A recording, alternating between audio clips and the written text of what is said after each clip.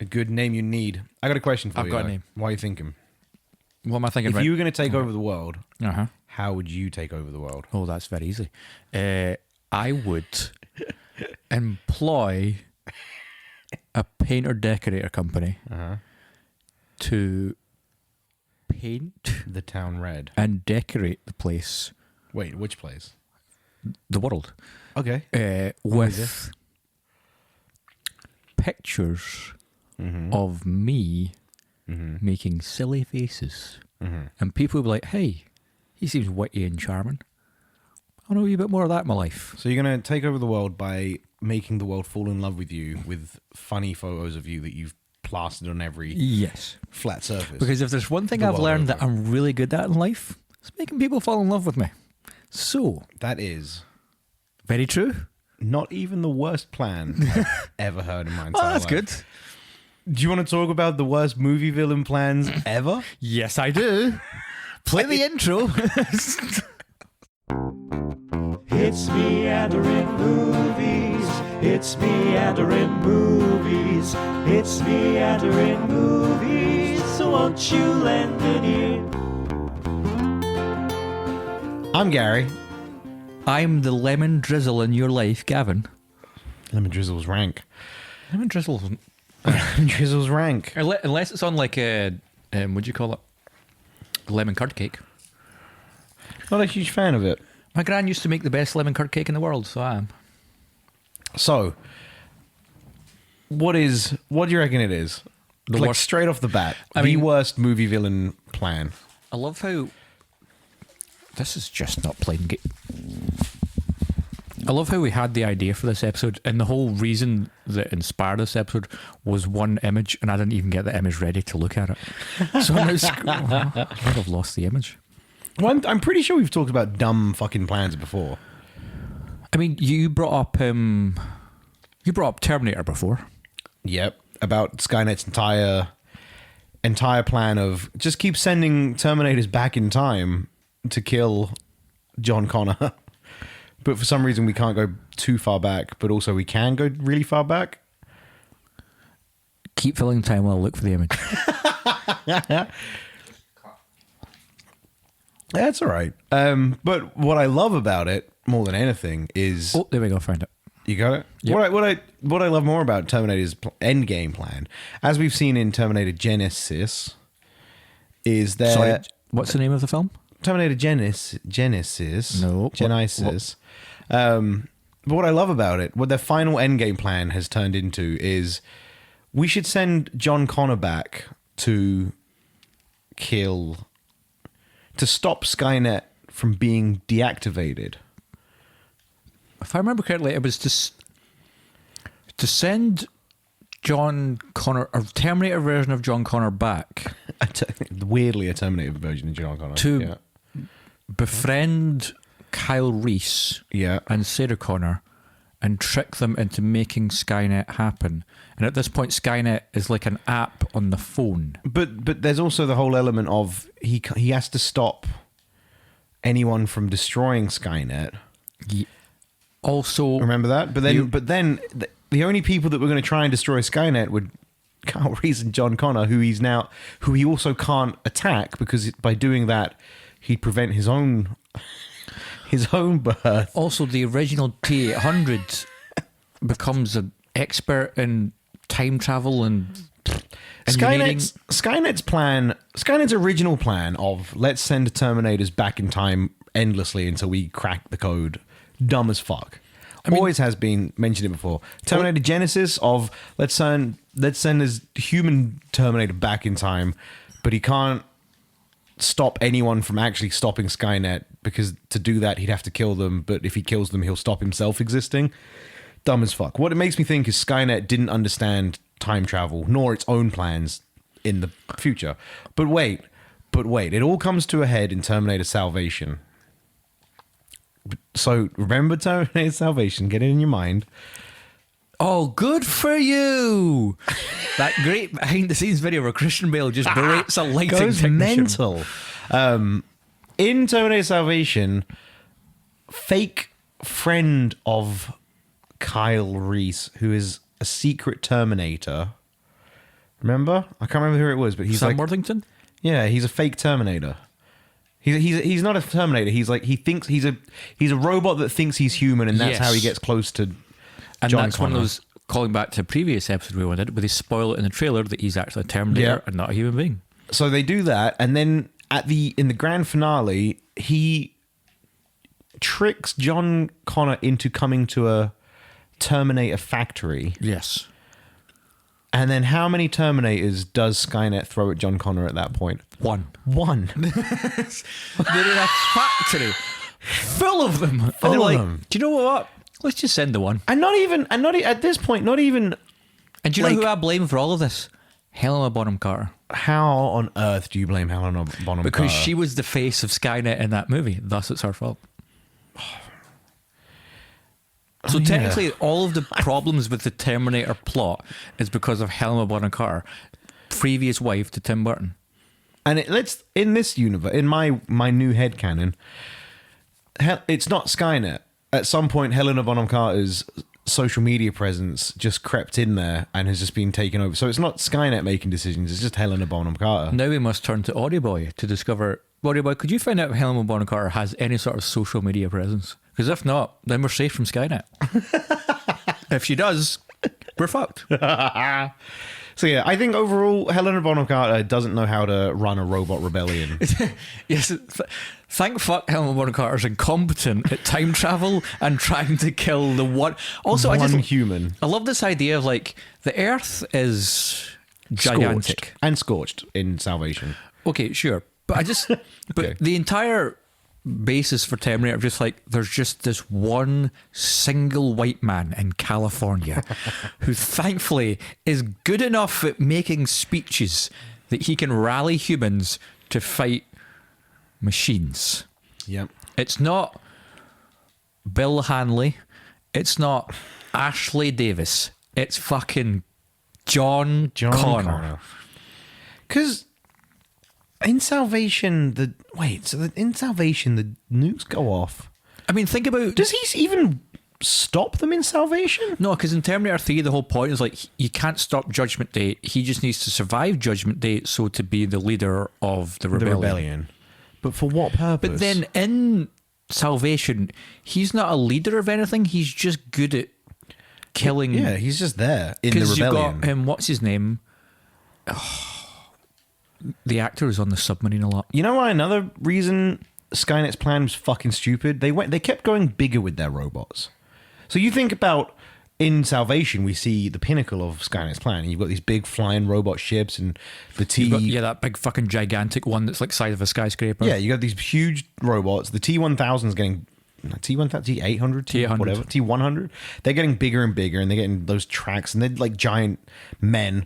Whereas what they should have done is just gone tiny nanobots. Yeah, like little nanobots just get in through the ear, get into your bloodstream. Little nanobots, and their entire function is right. Get into any piece of flesh, and then using that, make more nanobots. Using the iron in the blood, use more nanobots, self-replicate. Do you know who does that really well? The Borg from Star Trek. That's what they do. They use nanobots, they get into your system, and they just turn you into a Borg. Thus, Is that how that works? yeah, they use nanobots, and then they just What's the downside of being a Borg? you lose all sort of free will, and you just become a part of a collective that is hell bent on just turning more people into you. It's kind of like a communist state See, anytime sci-fi goes down that led whole, by a dictator called the Borg Queen. anytime sci-fi goes down that whole, well, once we take over you, we'll make everything a paradise. I always think, but The Borg aren't. what's the they problem? don't want a paradise. They're that kind of like. They want it's a the same paradise with for the Borg. It's the same with the replicators in Stargate, where it's just like they just want to make. Oh wait, yeah. I also have never watched an episode of Stargate, so I hate you so much. 10 seasons and 2 movies. It's so digestible. 24 episodes a season. Had a lot of time as a kid. Yeah, it's just like they just want to. you had a lot of time as a kid sitting by yourself. I was with my brother sometimes. And We watched a lot of Star Trek and Stargate and Okay. Firefly and Supernatural and Buffy. TV shows. There's too much. Too much to take in. as a 26-year-old man with a full-time job and a life that's falling apart around him, I don't have any time for TV anymore. It's true. I spent all my time on video games. Mine's movies. So. Digimon World on the PS1. Oofed. Great game. So while you're Twitch streaming, I'm at the cinema. Yeah. Well, I would say I'm at the cinema, but cinema. I've not been at the cinema in quite some time because the rest of that wonderful life. But wait, sorry, you just said Wonderful Life. Have you seen that GIF of the final scene in A Wonderful Life where all the people are giving the presents and they're saying, "Don't worry, we're going to donate our money for the old-time fund of the charity." Oh, see, they did my old-timey voice. They didn't talk like that in the movie. They did talk like that. Yeah, they did. But it's the shot of John Williams saying "fuck me." No, I've not seen that. Have you seen it? It's kind of like that scene in that Hulk Hogan movie where there's a guy that throws a dog into the water. Or in Teen Wolf where the guy takes his dick out. No, but this one's a full-on shot of him saying "fuck me," and for the life of me, I can't figure out what he's meant to be saying. Lick me? Why would he be saying "lick me"? Maybe he got some of the grease from the turkey on his hand and he's like, "Here, dog, lick me." Oh yeah, that's it. There you go. See, I've got a be. solution for everything. I know how to take the world over in a wonderful way. Wait, did I say John Williams? What's You that did say guy's John name? Williams. I'm really interested to see why the composer of Star Wars was in A Wonderful Life. It does look like he's saying, yeah. It looks like he's saying "fuck me," right? Look, audio boy. He's saying Wowee. He could be saying Wowee. This is great for the audio listeners. Sorry, I know you can cut all that out, but yeah, it's fuck me. So anyway, continue. Skynet's plan. Skynet as a whole haven't got a fucking When you clue look what at the they're doing. 5 movies, soon to be 6, plus the TV show and the video games, Yep. they just have one plan, and they stick to that one plan of, let's take this slightly more evolved robot, send it back in Send it time further back to kill in time. either the mother, the son, a relative of some kind. Maybe the guy served him a good sandwich one day at the deli. Someone related to John Connor must be killed by a robot. Sorry, now that we're talking about it as well, why were they so hell-bent on murdering him with a gun or a anything deadly? Why not just send a T-800 back as a sandwich maker, but a sandwich maker that adds salmonella to chicken? Or, because they clearly have nuclear capability, send back a T-800 to the general area of John Connor and then just make it go nuclear and just wipe him the fuck out. You know what else you could do? Going back to Salvation's plan and kind of taking that on board, make a new robot that doesn't know it's a robot, except jam it full of bombs, and then when it high-fives somebody, the bombs go off, and then just make it tell a bunch of your mum jokes to John Connor, and he'll be like, haha, says your mum, and John Connor will be like, nice one, T-100 bot. Or Fucked. send a T-800 back filled with 800 pieces of Lego and then walk up to John Connor, fall over, and then he'll stand on the Lego, go, that fucking hurts, and he'll think, I'm just going to off myself. With all of their knowledge of the past, you think, and the future, you think that they might be able to just engineer like a Rube Goldberg of events, like Final Destination.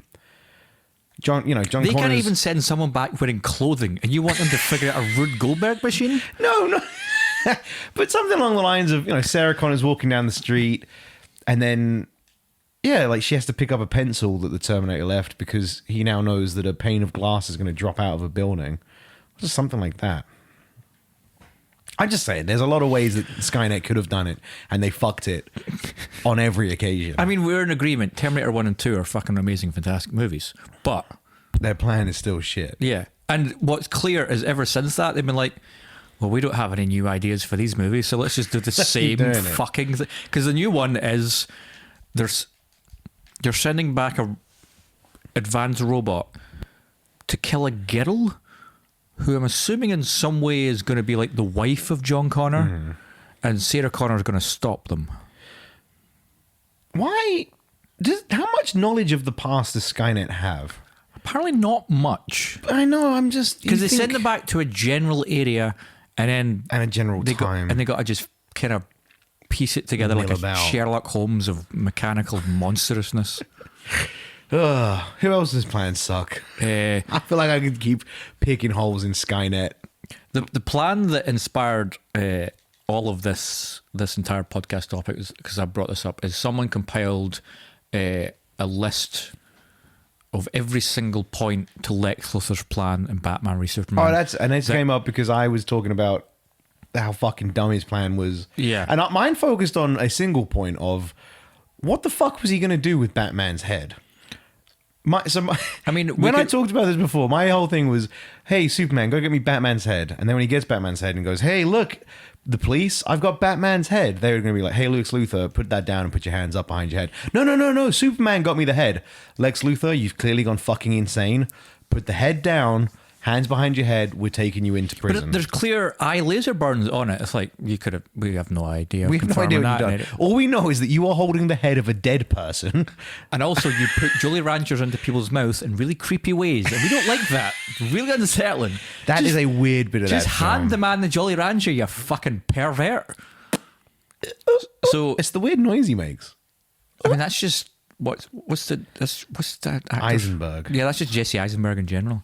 So there's a list here that someone's compiled, and there are 26 separate states. 26 but steps. Some of them have multiple addendums. What's an addendum? Like an A, B, C also has to happen within part 4. Yeah, okay. For that. So we'll just run through it. Let's go for it. And when you start at 1, you jump in when you want to.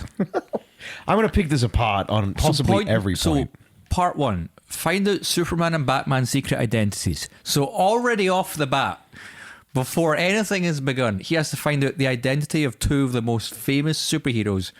So, after watching these films recently, Batman, I can't speak for. We don't see much of Batfleck, really.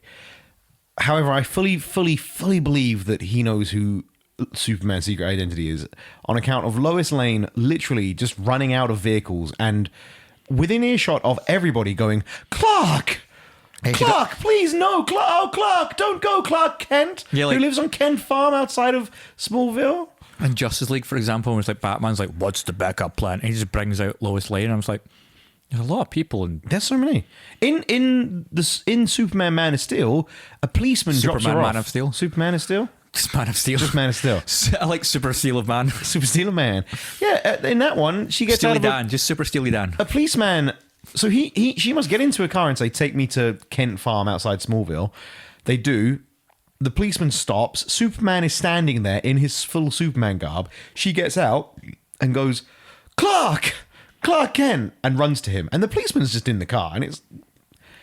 But then we could be fair in saying that, let's be honest, when it comes to the whole Superman secret identity thing, that anyone doesn't know who he is in any comic book or movie or TV show. They're blind. It's true. Fair. All right, point number 2. Point number 2. It's a bit of a stretch already. Lex Luthor then has to lure Lois Lane to Africa to interview a rebel general. White Portuguese. Wait, that's that whole fucking thing, right? Yeah, but she goes to, and what's his name? Jimmy's there, and he died. Fucking guy. It's meant to be Jimmy Olsen, isn't it? But I can't remember why she needed to interview him. She has to interview him because he talks about... Oh, wait, fuck, what was it? I don't know, man. I say I watched these films recently, which I did, but I also couldn't give too much attention to them because they are Part 3 is awful. He then needs to out CIA operative Jimmy Olsen to get the general to capture Lois Lane and ensure Superman's arrival. So he needs to get her to this general. And then the bad guys find the tracer in the camera in the film. I remember that. Yeah. So if he's warned them, like, oh, by the way, they're going to have a tracker in the camera, fine. But then Superman comes saves down Lois Lane instantly. And then after that, Lex Luthor then... And that's another part in that of why Superman can't be saving every random American civilian in every country. No. So again, surely Superman at that point would go, oh man, if I save Lois Lane for the 15th time while letting reporter John McEnroe, the famous tennis player who became a journalist. Anything else? John McEnroe in Sri Lanka. People might get suspicious, but I do get my hole off Lois Lane, so I'm gonna swoop down there. And Amy Adams, oofed. So he then has to murder the rebels and burn the bodies so Superman can be blamed. Wait, he burns the bodies? I remember that. Because remember all the bodies are like scalded. Oh, Superman set them alight. Okay. If any evidence gets left behind, he's screwed. Because obviously he's going to send in a team of some kind. They're just going to be like, well, these men were shot before they were burned alive, and Superman doesn't shoot people. So yeah. Then it's bribe/coerce African villager to give false testimony to Congress so they will call Superman to testify. Okay. Because someone's like, yeah, I saw Superman there and he killed them all. It was awful. Oh, yeah. And then it's gather. And it's during the course of the film when these things are just happening, you don't stop you don't to think about it. But because so much is coming at you. So much kind of shock and awe, visual, audio noise is just hitting you in the face. But yeah, this is all Luthor's plan. Every single step.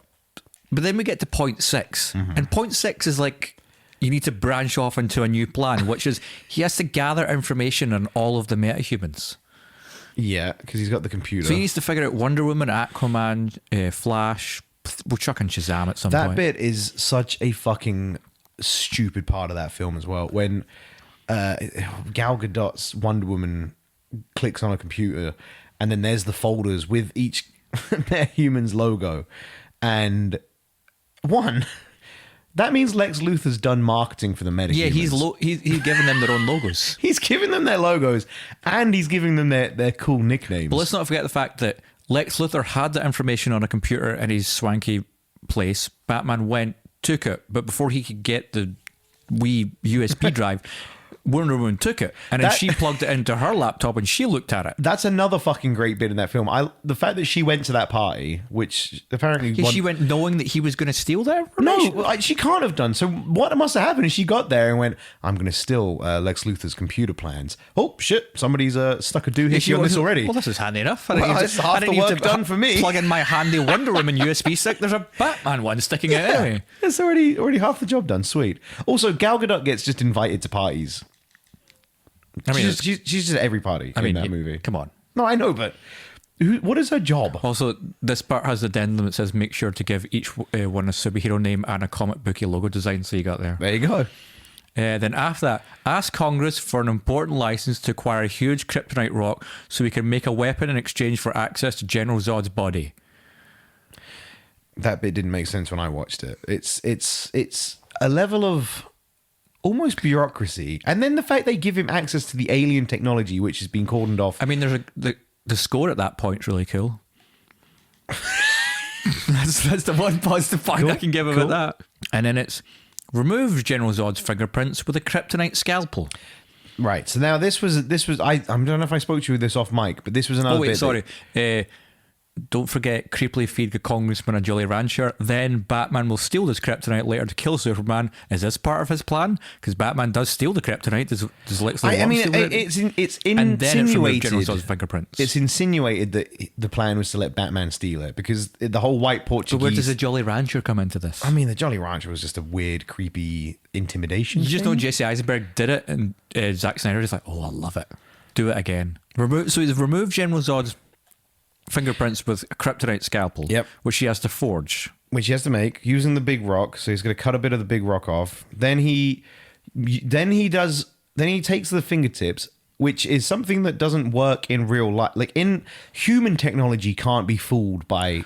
Wait, are you coming at the science and common sense of Batman v Superman? Of the Kryptonians. Don't bring logic into this. But that's not something that tricks human technology. You can't just fucking fake a fingertip. It's about the biometric scanner. Maybe Krypton technology is really far. I mean, they're fucking. Now, I'm assuming this is about to come up as well, but the whole making a doomsday thing, I don't know how far in advance it is, but it's also the fucking dumbest. It's in here. And my gripe with it, more than anything, is the... Hey computer, how do I make a doomsday? Well, we don't do that. I know, but who told you not to do that? Well, the judge of the Kryptonians. And where are they? Dead. How do I make a doomsday? Well, you got me. This is how you make a doomsday. And why was that what he looked for? When the computer goes, hey, would you like all of the information and knowledge of the universe? Yeah. But start at D. Start at something that kills this dude on my planet something that kills like Superman. What is a Superman? Oh, come on, computer. You know what a Superman is. Don't you toy with me. Continue. I'll probably talk about that again in a minute. So yeah, then it's hire inmates to kill criminals in jail with the Batman brand. This will totally piss off Clark Kent, and he'll investigate it instead of covering the football game. Then, mail photos and newspaper clippings to Clark Kent with crazy writing. Yeah. Intercept disability checks of former Wayne Corp employee. Mail the checks back to Bruce Wayne with crazy writing. This will totally piss off Bruce Wayne. I thought that wasn't. No, but I thought that wasn't.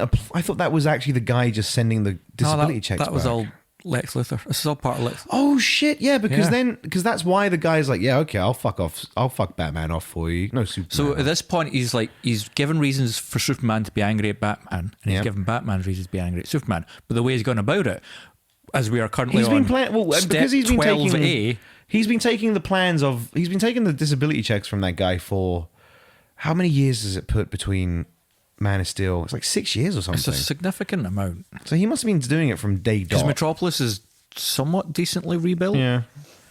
It's a long game that he's Then we playing. get to my favourite part of the plan, which is just invite Bruce Wayne and Clark Kent to the same charity event. Because then they get to have that great moment. It's like, hey guys, I know who both of you are, but introduce them to each other. Make it as awkward as possible.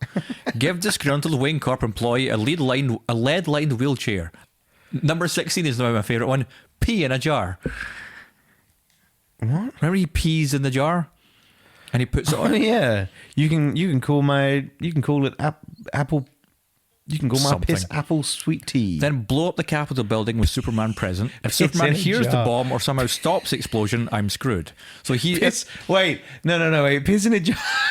Piss in a jar is so much better because it's funny that he does it, but then what's even funnier is him going into Congress, going up to the Congresswoman's chair, taking away her mug and leaving a see-through yellow jar, and nobody looking at that and going, "Hey, what are you doing, Lex?" "Oh, nothing."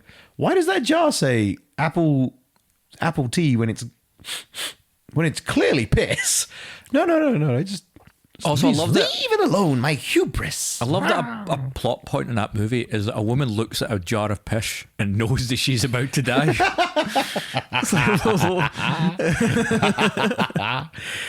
Was this? Yeah. So the lead-lined wheelchair Has the bomb in it. Then it gets through the scanners, But if Superman was in any way able to figure it out, he would stop it. So then his plan would but fail. he doesn't. And I even watching it recently, I remember thinking, how did you? Like, what was the reasoning behind you don't know the bomb's there? And he tells Lois Lane, "Oh, I wasn't looking for it." You got fucking X-ray vision, man. So the blowing up of the Capitol is to hopefully then going to push Batman over the edge. And then he uses stolen Zod fingerprints to access crashed kryptonite spaceship, combine DNA with Zod's dead body to create a deformity, possible name Doomsday, kidnap Superman's mum, reveal to Lois Lane that he's an evil genius, hopefully she dies or something, then blackmail Superman into fighting Batman. This negates earlier work to turn Clark Kent against Batman. Hopefully Batman kills Superman. If Batman doesn't kill Superman, hopefully Doomsday kills Superman.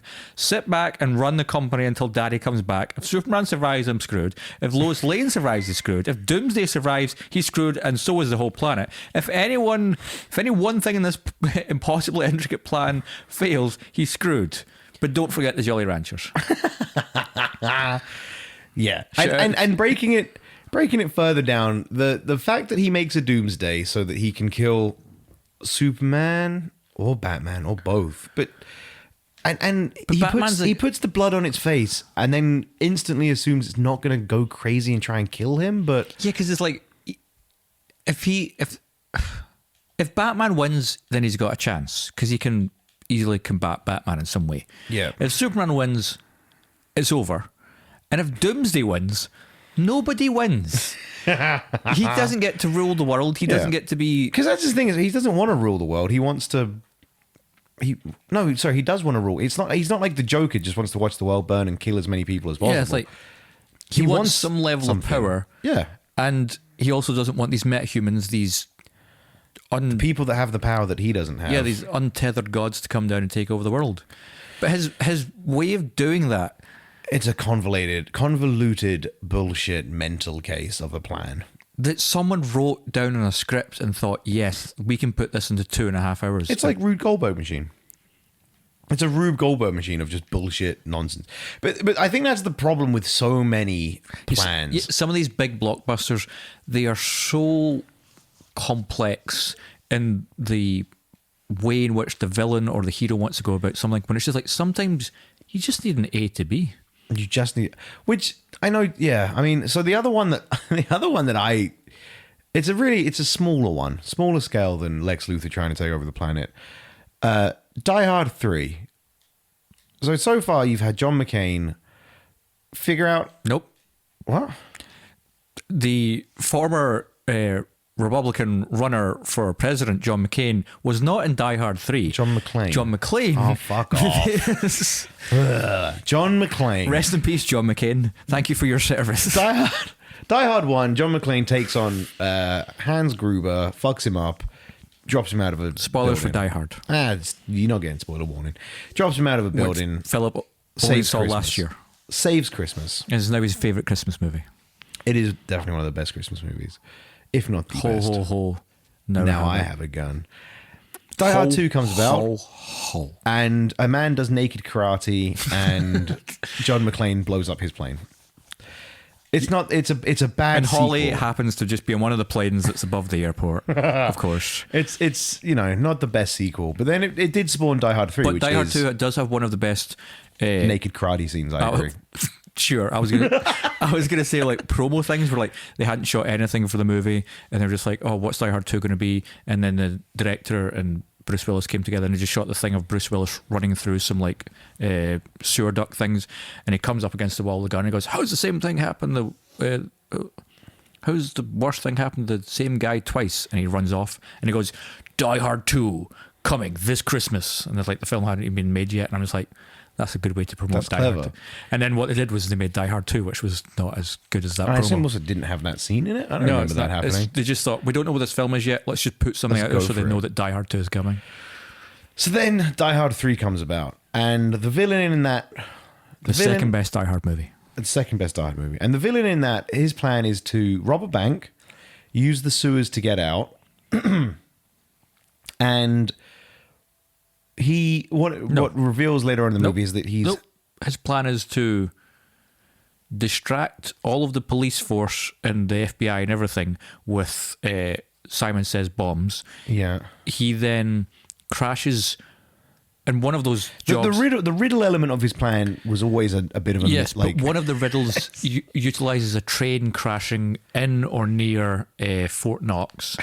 And then he says there's a bomb on a school. Yeah. So everyone leaves to find the bomb. He then just walks into Fort Knox, uses the hole created by the train to then ship all of the gold onto dump trucks and out. That's and it. then the dump trucks travel through a newly created sewer system onto a boat, but it's not actually... And then he pretends it's to... a garbage truck. It's a garbage It's on thing, garbage isn't it? trucks. Yeah. He then No, but loads it's them like up a onto a garbage boat. pail. He pretends to sink the boat because they'll all then go look into the water for it, but it's not actually on that boat. It's gone somewhere else. Is there not a bit with a submarine as well? There's no submarine in Die Hard 3. Am I misremembering that? You're thinking maybe the world is not enough? I don't know. Fuck knows. So anyway, that plan in itself is mental. Then he adds an extra level of riddle puzzles to the whole Simon goddamn... Says... The whole goddamn thing gets complicated a further step. And the bit that I think is his fucking... The bit that is so stupid that ruins everything, and where he goes so horribly wrong. Because his plan, although it's convoluted, actually works. It works. He is successful. Because he is successful. But then the one thing that throws him up is, for some reason, involving the one man that can piece it all together and figure it out, John McClane. But there is one aspect that Jeremy Irons never accounted for, which was Samuel L. Jackson. Because he puts John McClane, I mean, I guess, or former Republican John McCain. president, hopeful, not hopeful for me, but for other people, John McCain, on the streets to get killed by black youths. Black youths, due to the sign. But Samuel L. Jackson... in the TV-friendly version of the film, they replaced Sam Jackson's sign from "I hate." Well, it's John McCain's sign. I've John now McCain's committed sign, to calling him John McCain. It's I hate N-word. I hate changed N-word. to I hate everyone. Yes. Which then makes the black youths going, hey, let's go fucking kill that guy. See, it kind of tarnishes the... kind of makes it look like... Well, it's like there's those great things to do with movies, for like they do the TV version where they replace the swear words and stuff with just nonsense. I watched a 45-minute version of Pulp Fiction in America once because it was on TV, and I didn't realize that they did this in America, and I was so very confused with where the rest of the movie had gone. Does he look like a biscuit? Does he look like a biscuit? He's gone crazy. So yeah, so I never understood in John McClane 3, Die Hard 3, John why McClane John 3, McClane Jesus. 3, the Johnniest. I never understood why he bothered involving John McClane. I mean, If he just hadn't done that though, John McClane wouldn't have been involved. He wouldn't have fucking foiled it. I guess it was hubris, but if he hadn't, John McClane was just an alcoholic wash-up who'd doing lost nothing. his wife and his kids and was just in the gutter. Doing fuck But all. he pulled him out of the gutter and out of the alcoholism. The a boy had flawless some plan. aspirin, and him and Samuel L. Jackson, they fucking jumped off a bridge. It's fucking stupid. It's a key part, and that's not even a whole plan that's dumb. That's just one, and yeah, hubris, fine, but it's still. You think what you do You think you'd instead? learn your lesson after your brother got dropped off the 80th floor of the Nakatomi Tower? Well, you think what you do is you'd fucking steal all the gold because your plan actually worked, and then just send John McClane a photo of you on a beach with all of the fucking money. Fuck you, John McClane. Look what I did last night, and you weren't anywhere near it because Continuing my trend You're of drunk. trying to introduce Audio Boy to good movies, when we inevitably watched Die Hard 3 or Die Hard with a Vengeance, if you prefer, I told him about the alternate ending, because the original ending, he just kills Jeremy Irons and that's it.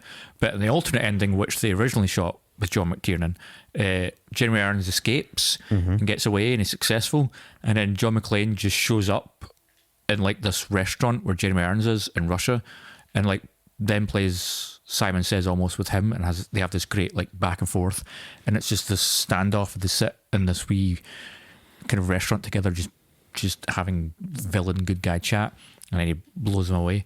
Such a better ending, but that whole what do you call it, focus group thing, was like, oh, we want an action ending, we want it to be, we want it to be big and booming. so instead he had a helicopter fight. You got any other awful villain plans? I got one. I've got one as well, but You do yours. okay. Do yours. Mine is from the movie, hold on. We'll do one more each, and then we'll call it. Well, I don't think we'll spend much time on mine, to be honest, because of what it is. It's Star Trek Generations, in which the villain, Dr. Soren, I can't remember the name of the actor. Bing Bong. Yes, it's the actor Bing Bong, from Classic Bing Bong. From Inside Out. From Inside Out, the imaginary friend. He struggles to get roles due to his Malcolm McDowell. due to his distinctive being look. real. Actor Malcolm McDowell, famous British actor Malcolm Here, McDowell. sorry. On a very quick aside, Inside Out is terrifying. So, Bing Bong falls into that hole. Yeah, you know the hole where if you fall in it, you get forgotten forever. And then Joy falls in. It's terrifying to think that I could lose all of my happiness due to clumsiness. Because it's Maybe that explains my life. but it's physical. It's just terrifying. Like they push over all of the memories and they're all scattering around everywhere. What if all the workies just decided, hey, should we just shove everything into that big fucking hole where everything? I could be sitting here right now, and because somebody falls into something, I lose all of my memories, I lose my happiness and my imaginary friend. Do you ever just think that maybe that's what mental health problems are? If only we had someone around who understood these sorts of things that could just explore I think that. what happened to me is sadness fell in my hole. So I just lost all semblance of sadness. I think what happened to me is sadness took steroids and thought, let's bulk up. and then just beat up all the other And emotions. you just threw them in the fucking hole. Hey, Joy, come look at this big hole. My sadness, I don't want to look at You're in it. See you later, bitch. Happiness. Do you want to see a rainbow? Of course. Hole. Punt into the hole. satisfaction. Come over here. I'll monk you off. Hey, self-worth, come here. But not the kind of hole you want. Into the hole.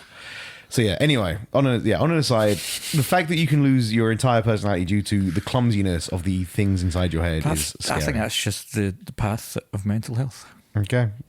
So yeah, back to more joyful things. Star Trek. Soren Malcolm Star McDowell. Trek Generations, Dr. Soren, played by Malcolm McDowell. He, at the beginning of the movie... Or by Bing Bong. by Bing Bong. Depending which version of the movie you're watching. Yes. I want to watch a whole recut now where it's just Bing Bong as the villain to Star Trek Generations. Bing Bong's voiced by that guy that's got such a sad face. I didn't voice him. No, you know Tommy Lee Jones? No, wait. You'll know him. Is it Tony Hale? Is it Tony Hale? I just assume he's the voice for everything. No, he's that. He does Bing Bong. Yeah, Richard Kind. What an ironic name. Man, he does a lot of stuff, but I always think he just looks like he's about to break down into tears. I think you'll have to show me a pic. No, he always seems quite joyful. I disagree. That episode of Scrubs was quite upsetting. I just think he always looks like he's about to... Audio boys give me a wee nod there. Looks dead on the inside. Right. Malcolm McDowell playing Bing Bong in Star Trek. He is on the Enterprise B, and it's maiden voyage. What? The Enterprise B? Like a giant B? You've got Enterprise A, B, C, D, E. What? That's so boring. I thought No, they've got other ones as well, but these are like the flagship ones. The I thought they got ABC, to name their own ships, A, though. B, C, and D and E, they're like the flagship vessels. D and E is piloted or captained by Picard. A is Kirk. B is by some random dude. I can't remember his fucking name. And C fucking fell off into a wormhole and never came back. Do they christen ships by smashing a champagne bottle on it? Yes, they do. There's a reason for that, but I can't remember what it was. Because they like the way it's good alcohol. No, it's like a... It kind of makes half sense if I remember it, but I can't remember. I think Audio Boy's about to do it while I describe the rest of the Go plot for for it. Star You Trek continue. Generations. Enterprise B is maiden voyage. Kirk, Sulu, Scotty, and Chekhov are aboard this maiden voyage of Enterprise B, and then they encounter a weird... Oh, you've got your hand up. I got a question. Is Welshie a character, or was that just a joke for Futurama? That was a joke for Futurama. Okay. Because of Scotty. No, I thought that, but then... I don't know, I watched that episode recently and I thought, I've never watched Star Trek and I don't know if that's an actual character or not. Like gotten Star Trek episodes from someone you were watching some of I them. have them all on my computer. And the progress is... I watched the episode of Futurama that has Star Okay, Trek good. characters So in it. You've made blistering progress through it. That scene where the brain is electrocuting Welshie and then he's like, no, Welshie, I hate you. And then continues to electrocute his dead body. It's just so And then you looked to your phone and went, I'm going to text Gavin because I understand why he loves it so much. You're like, They encounter a weird phenomenon called the Nexus. It takes you to your happiest place, your paradise. Sounds good. Yeah, it's kind of wonderful. And then the ship then escapes thanks to the work of Kirk and the team. Wait, But they leave the Nexus. they're able to escape. Okay. And then Dr. Soren's very upset about this, and he spends the rest of his life chasing the Nexus because he wants to get back to the Nexus, because he wants to get back to that happiness. Sounds pretty good. And all he really has to do to get back to the Nexus... Basically an allegory for heroin. He's chasing the dragon. Yes, he's chasing... Yes, Star Trek is worldly like that.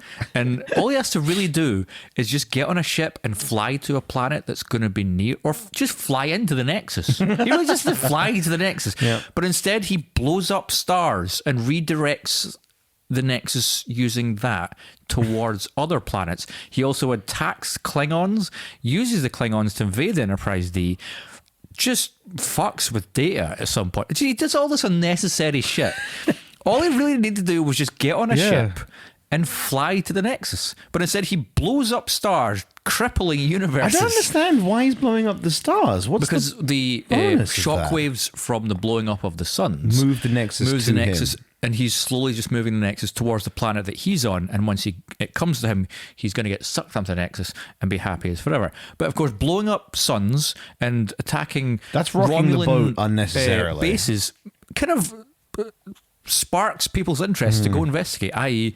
the Enterprise D. And it goes and investigates, and then inevitably him and Kirk foil the plan of Soren. Straight up, though, I would undoubtedly throw myself directly into the Nexus. I mean, eternal happiness? Yeah, there's a reason why. Is there a downside? There is a downside, but I can't remember what. If everything is happy, then nothing is. No, it's not. Like Syndrome. I mean, for in The example, Incredibles. in Generations, Picard goes through the greatest grief of his life because his Flute breaks. no, the flute doesn't break. The flute is fine. I like that the one thing I know about Star Trek is that Picard Guys- plays a flute at one point. From one of like the best episodes. No, the vineyard that his brother and his grandsons all lived at burns down and they all die, and he's just like, Damn. yeah, and he's committed his life to Starfleet, so he has no one to carry on his name. And he's like, but then he goes to the Nexus at one point. Can you not have kids when you're part of the Starfleet? He can, but it's like he's committed his entire life to Starfleet, and that would involve him leaving Starfleet to start a new life. And his hope was Wait, you that can't have a kid and be a captain. his hope was that his name, the name of Picard, would be continued on through his grandchildren. So his Just brother. a name. Wait, Yeah, but he it's- can still have But grandchildren. it's a whole thing with the character. He can still have grandchildren. But he goes to the yes, he can.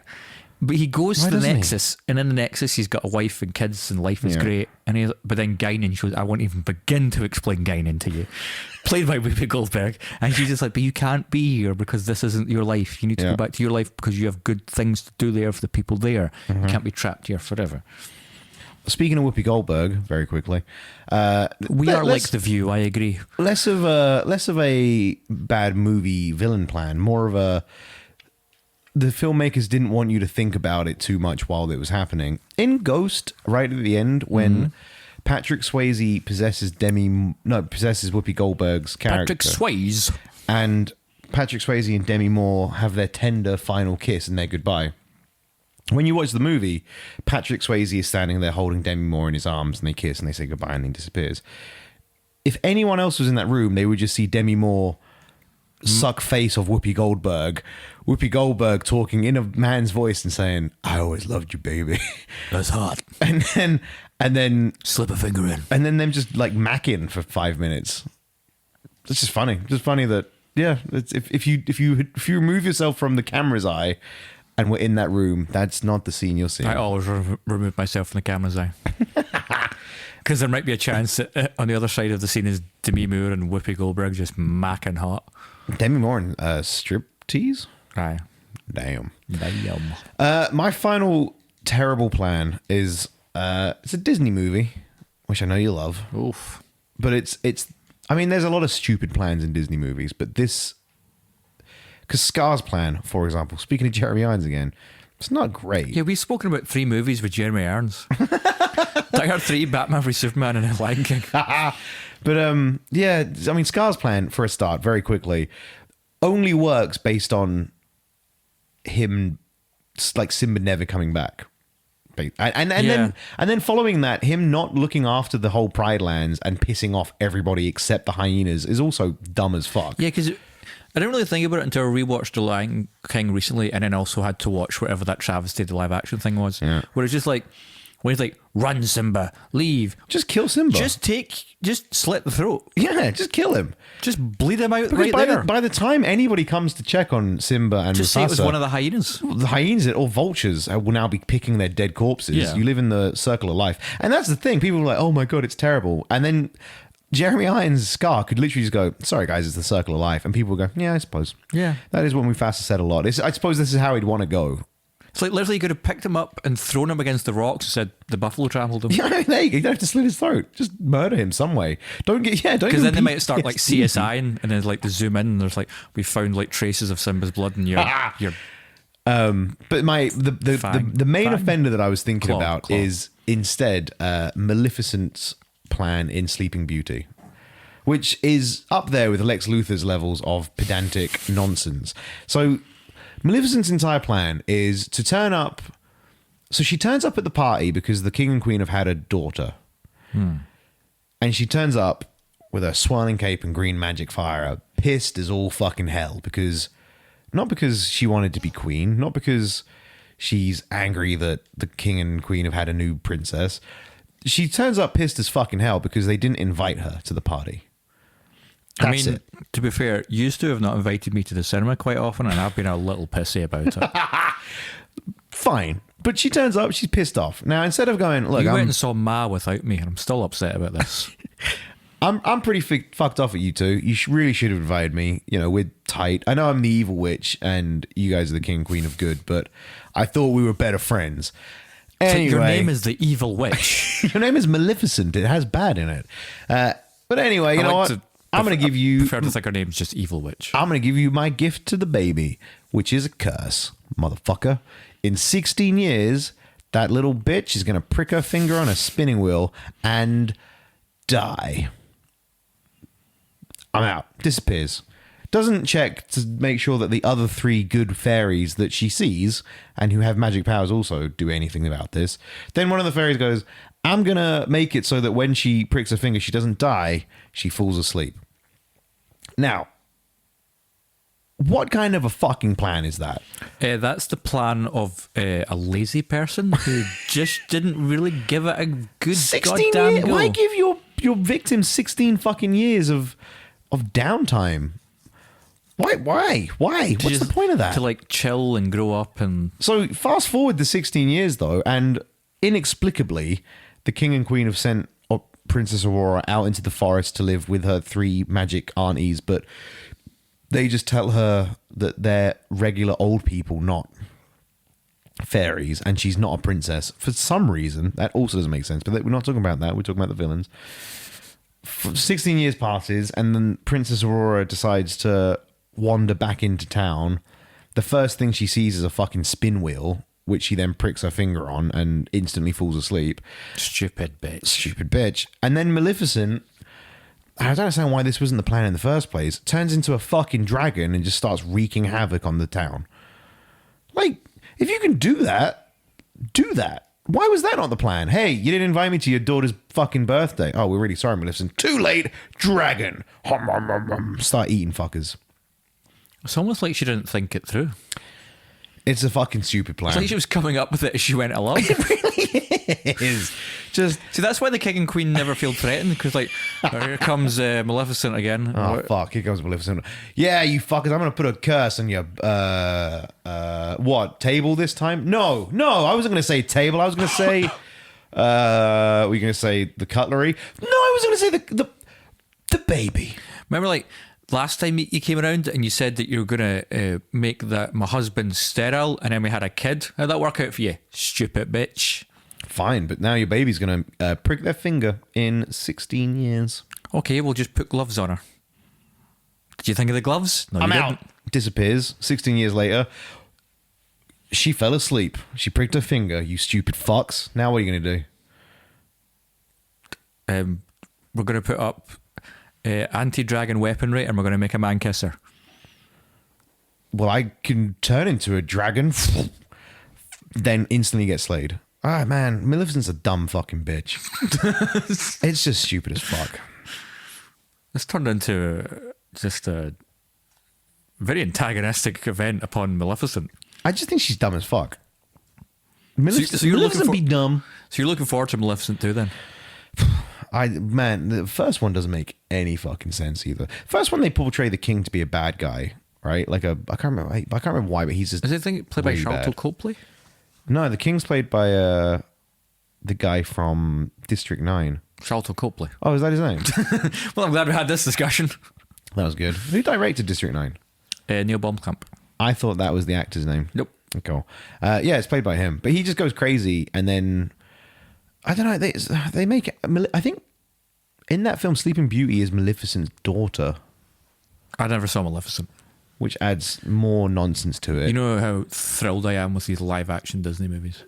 And then Maleficent fucks off because she's actually a fairy, and she gets her wings torn off, and then she comes back, and then she brings all the forest animals on lays siege to the castle, and then the king tries to murder her, and then her and Sleeping Beauty go and live together forever.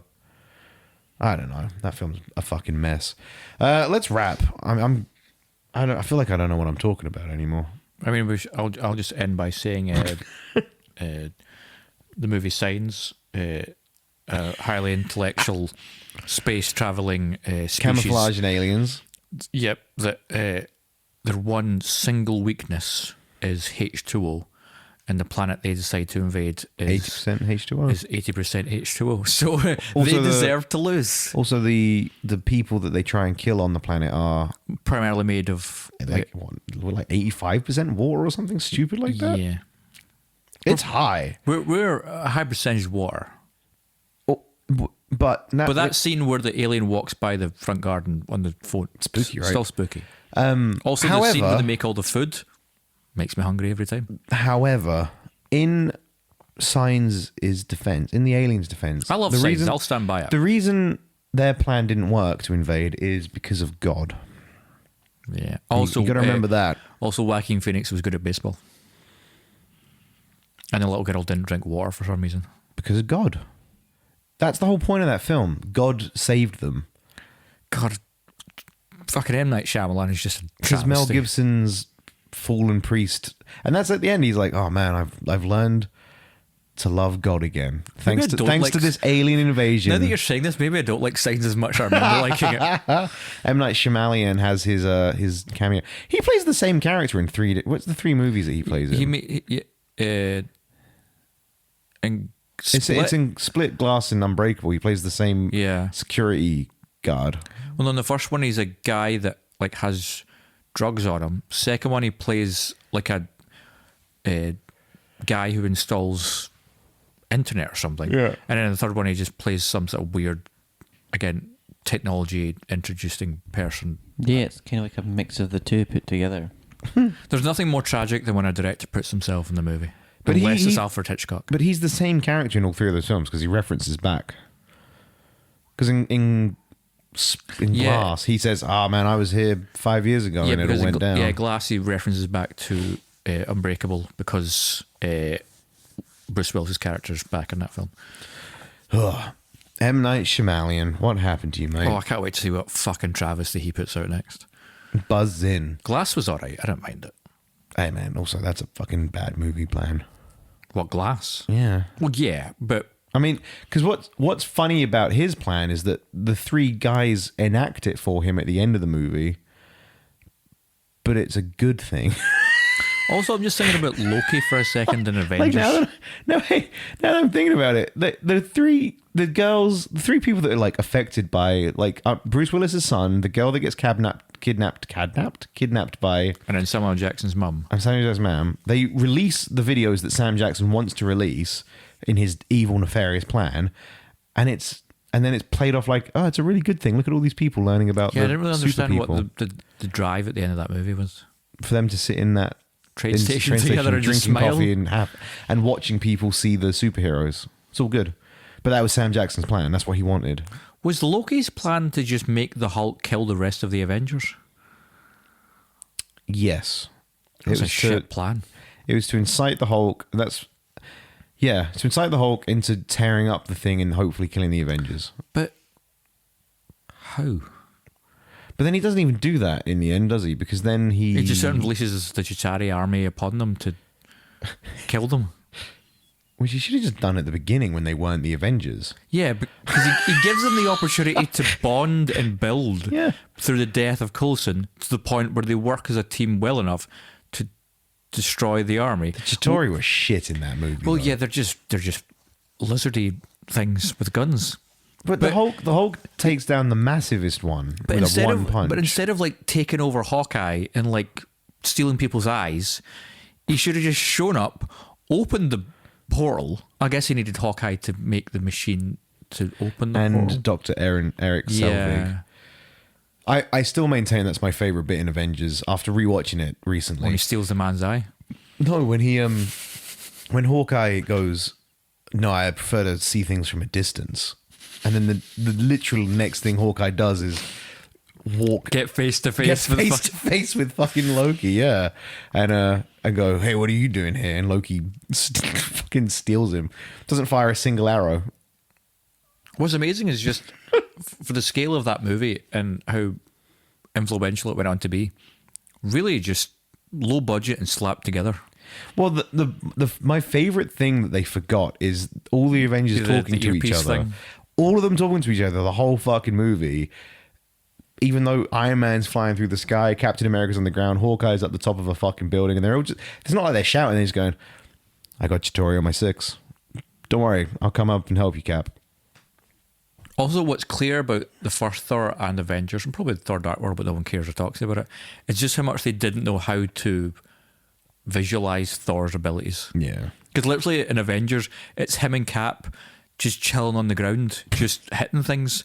Whereas you look at Thor in like Ragnarok or Endgame, where he's just like taking on stratospheric levels of enemies, and just like, there you go. oh, you really didn't know. He didn't have his lightning powers. He did. He didn't use them. He used them to charge up the wee thing at some point. Right. That's rap. Now we're just talking about the fucking Avengers. That's it from us, guys. We're going to be back next week talking about something brown. Something brown? You do know that by the time it comes to us recording, we're never going to have any idea that you've said that. What you're looking at me as if I'm going to give you a suggestion of what we can talk about. We're going to talk about like the best jobby scenes in movies. Dumb and Dumber. There. Done. No, Ace Ventura. There we go. Train spine. Oh, yeah, that's pretty good, actually. It's a serious one. Well, we'll save that for another episode then, apparently. So thank you for listening, everyone. You can reach us on various social medias and such. If you go to, you can email us at meanderingmoviepodcast@gmail.com. Leave a comment or a suggestion of a topic or an opinion on what you think of Audio Boy's input in this episode specifically. Jump over to Twitter, follow us at meanderingpod. Gary's definitely going to be taking over the Twitter and being in charge of that because he has so much more fun with it. Then you can jump over to Facebook and Instagram and just search for Meandering Movie Podcast. You will get so much more information Instagram wise there from me. And then if you're on iTunes, leave us a review. If you're on iTunes again, jump down to that description. There's a whole bunch of links down there. Gary's twitching. Pixels Cafe. The seizures are getting worse, guys.